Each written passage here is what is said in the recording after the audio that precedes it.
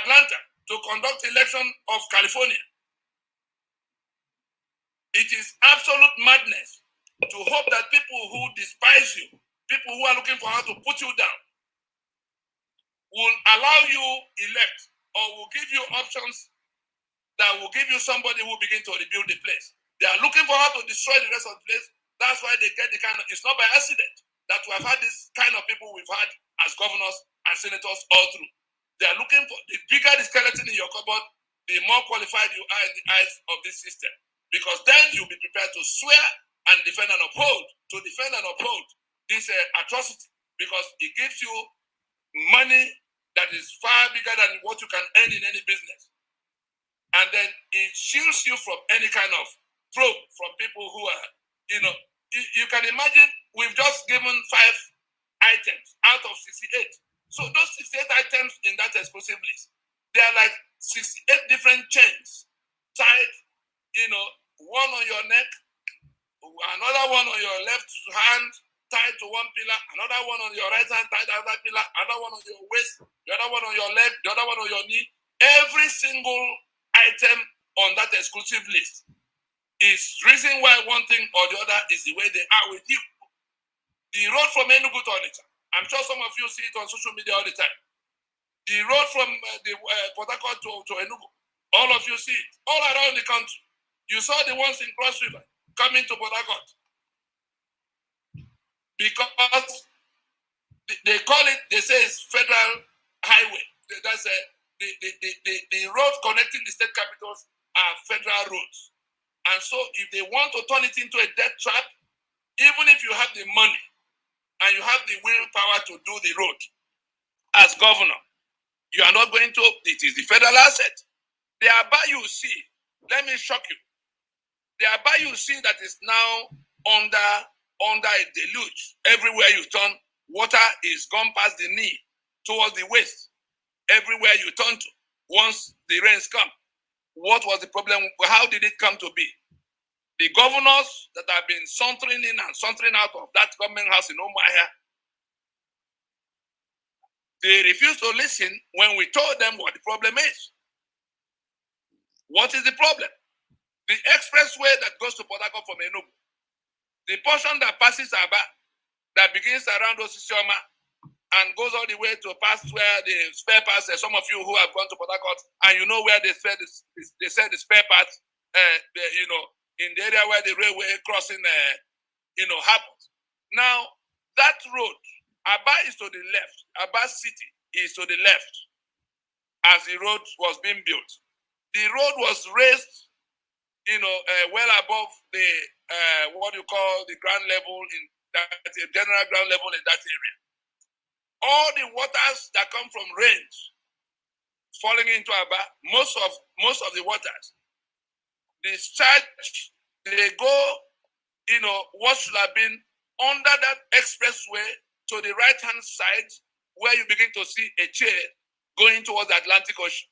The natural bodies of water that take water out of Aba from every kind of rain and other sources of water, the waters discharge right towards, as coming from Enugu, Aba is to your left. So those waters leave Aba into the right-hand side, going towards the Atlantic Ocean. But because the wicked Nigerian state, guided by Britain, wanted to punish Aba for their roles in chasing them out of Nigeria. You remember the Aba women riot. You also remember that in Biafra, Aba was the only city that was not overrun. Now, what was to be done to punish Aba was to deluge the city and cause it to decay. They built that road, blocked those water channels, did not put, it would only have taken putting culverts, a number of culverts from the Osisioma section to around that railway, so that all the waters that will have to leave Aba through the natural waterways, you know how it is. Water canalize themselves, until they get to the ocean. So they will continue to move. They blocked all of that, raised that road so high. In one rainy season, Aba was flooded, deluged. The height of the water from the ground covered the first floor of all most of the buildings on the Port Harcourt Road in Aba, the portion that lead to that Ungwa High School, the place where you remember the school where they shot the IPOB people that came to pray. Those people who went to pray in that school did not know the story of that school compound in the Biafran war. If they knew the story of that school compound, they would not go anywhere near that school with a Biafran flag, because it was the graveyard of several federal troops, and the weapons supplied them by Russia.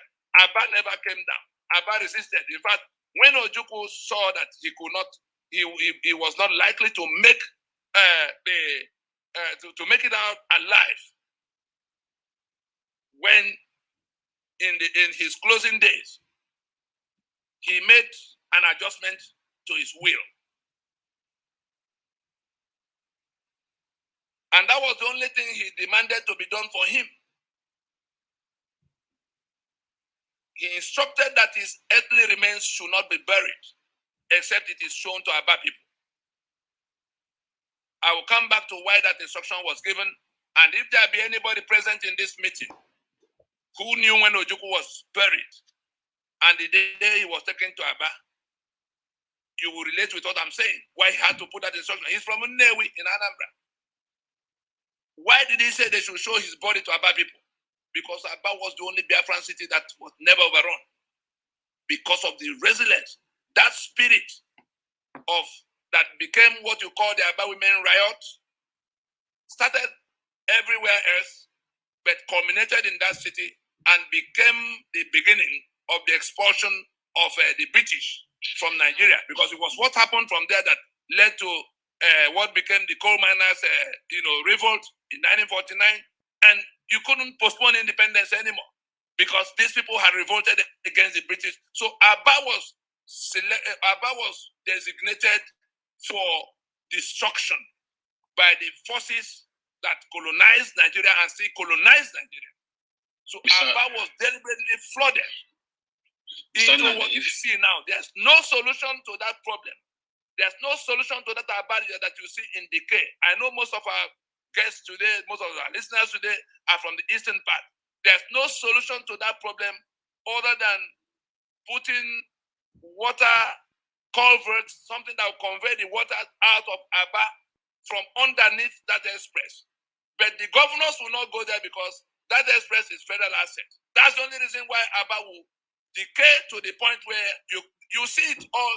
There's nothing the governors are going to be able to do about that outside tampering with that federal, exclusivity of control in channeling water out of that Aba.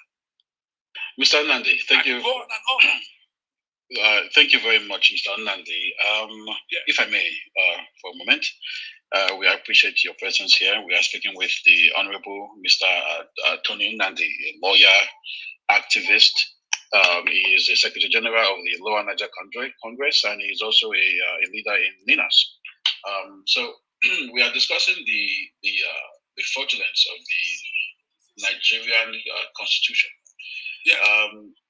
So thus far, Mr. Nnadi has given us a wealth of history in his submissions, and has delved into some of the details of the Nigerian Constitution that has put us in the impasse that we are in currently.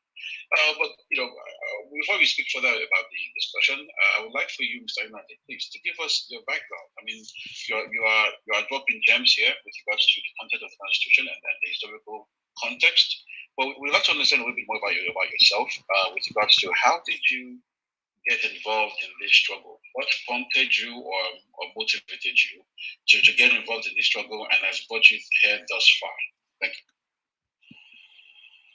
Like I said before, thank you.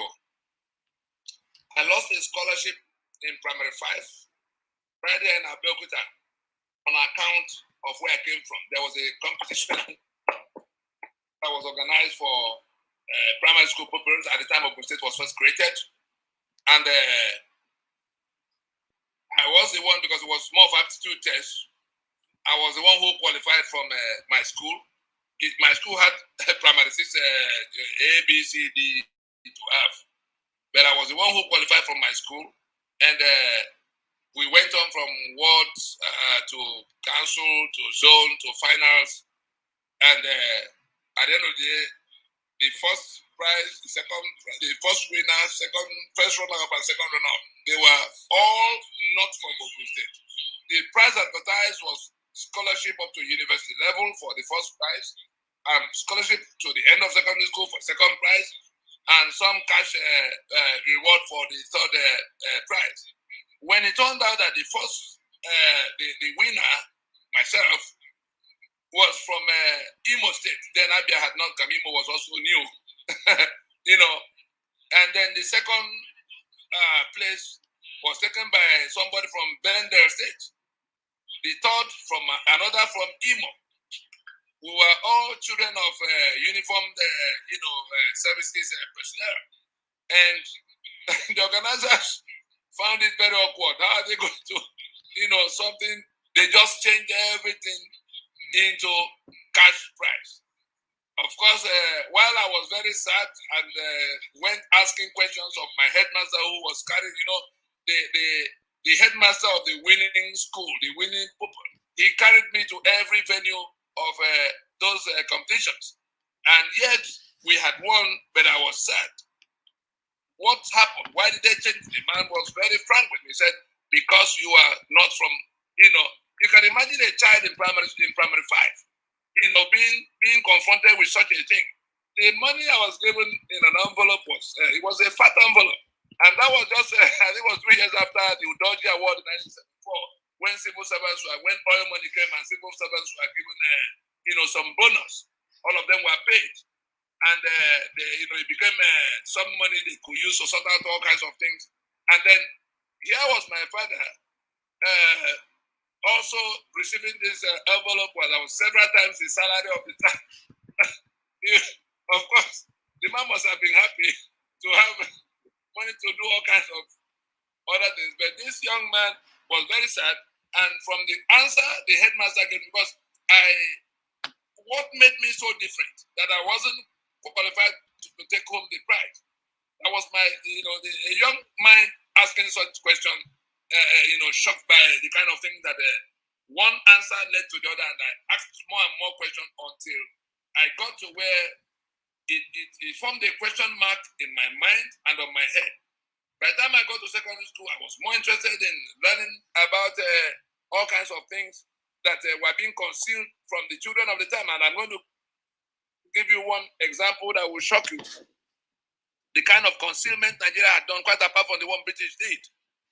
By the time we were coming to me, I didn't want to go to any damn university. I wanted to go to, the Nigerian Defense Academy to be a military pilot. And therefore, I studied all the physics and chemistry that was required to get into all of that. Again, I got to the NDA, and it was, again, the Nigerian factor that made it impossible for me to stay, because I was from the wrong part of the country. They would not hand a jet fighter over to somebody from my part. Was for me. I didn't know then that they had all kinds of monitoring devices.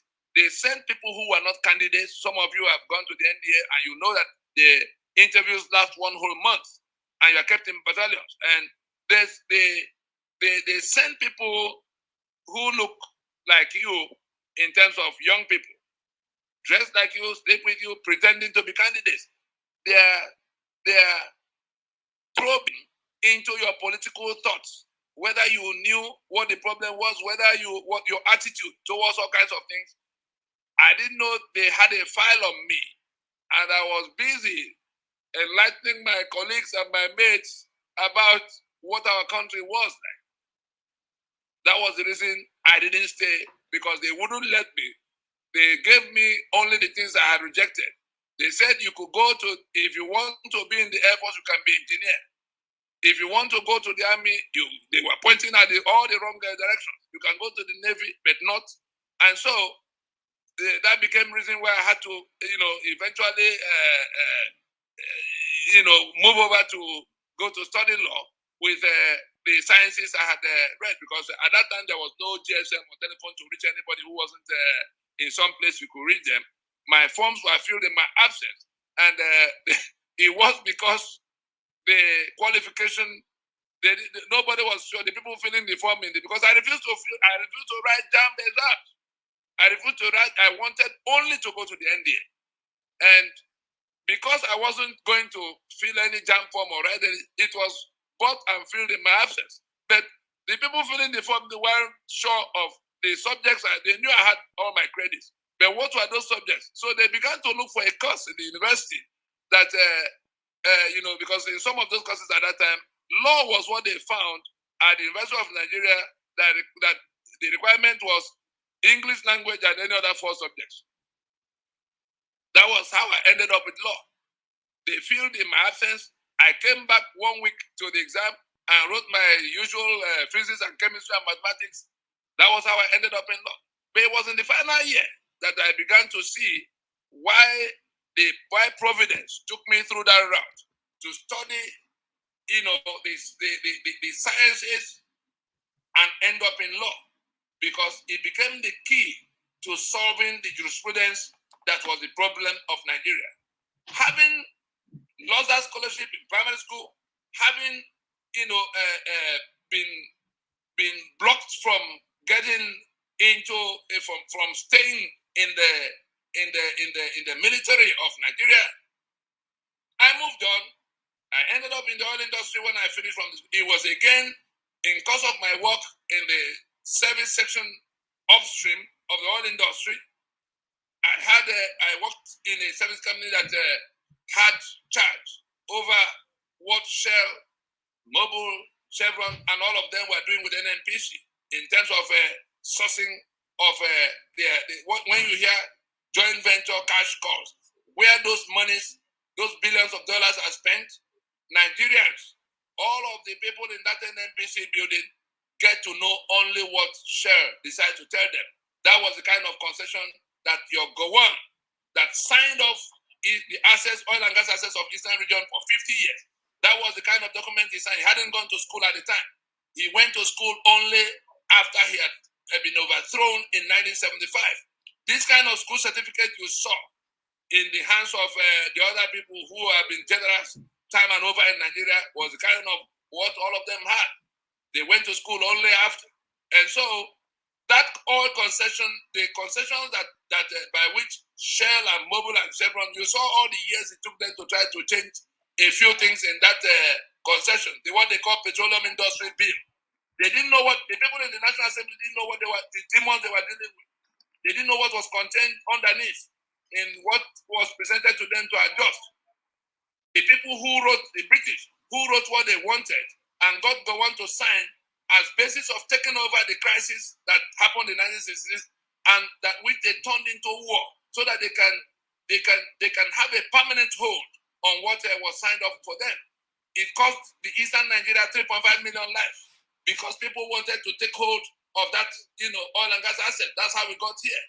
And so they've managed to put all those things down into constitutional, framework and impose it as the basis of the union, the law we must obey, the constitution that controls everything, the ownership structures, the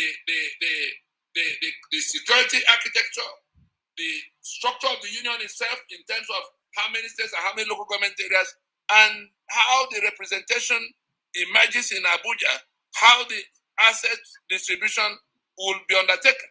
When you look at all of it, you will see that we are in a situation far worse than apartheid South Africa. Because in apartheid South Africa, the Boers were developing, they were building a society of rule of law. The only thing the blacks were excluded. As London was being built, Johannesburg was being built. Some of you who have been in South Africa will realize it doesn't look like other parts of Africa. But what do we have here? The local agents of the British, they call the Fulani, were the ones who were put in charge from the beginning, 1914. They got here in 1804 by jihad.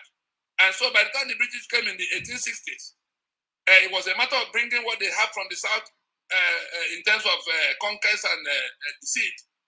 The colonies and the protectorates and trading treaties they had with all kinds of, patches of territories here. They put them together in 1906. And by 1914, they began to merge them with what they got from the north. What was it they got from the north? The areas conquered by these jihadis that came in 1804. They were going to get into a fight, but somehow, like two robbery gangs that decided to cooperate over a common target. That was what became Nigeria in 1914. The Caliphate bringing what they hold, and the British bring what they hold. That joint venture is what became your Nigeria. That joint venture is still alive and well, selling 3 million barrels of crude oil every day.